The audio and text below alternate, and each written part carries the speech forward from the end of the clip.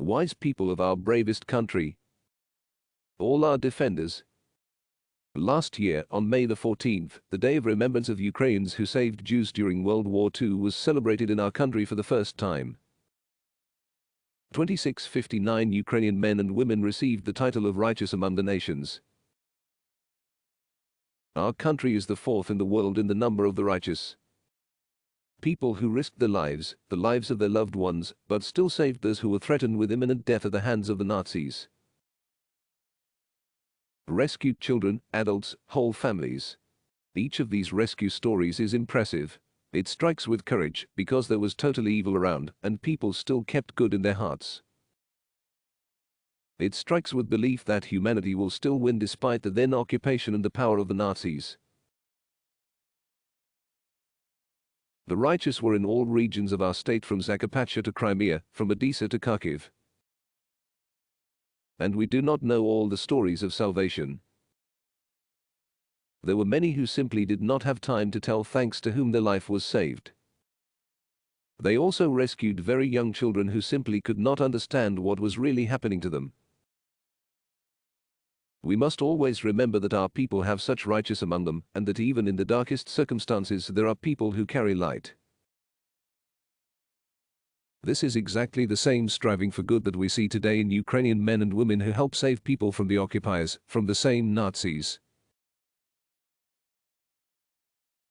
I am grateful to all journalists and just all caring people who document modern stories of salvation and record for all generations of our people what Ukraine has to go through and how people show their best qualities saving others, acquaintances and strangers, relatives, children, adults.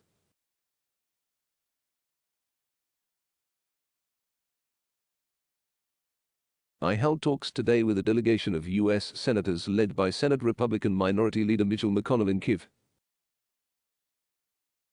I believe that this visit once again demonstrates the strength of bipartisan support for our state, the strength of ties between the Ukrainian and American nations.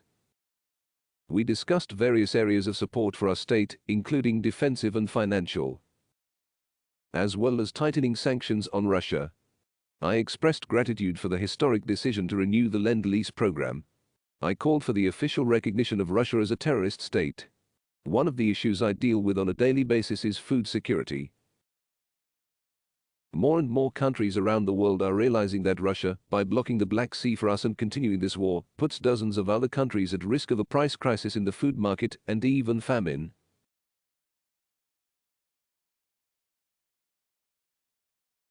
This is another incentive for our anti-war coalition to act more decisively together. Now support for Ukraine, and especially with weapons, means working to prevent global famine. The sooner we liberate our land and guarantee Ukraine's security, the sooner the normal state of the food market can be restored. The situation in Donbas remains very difficult. Russian troops are still trying to show at least some victory. On the 80th day of the full-scale invasion, it looks especially insane, but they do not stop all these efforts.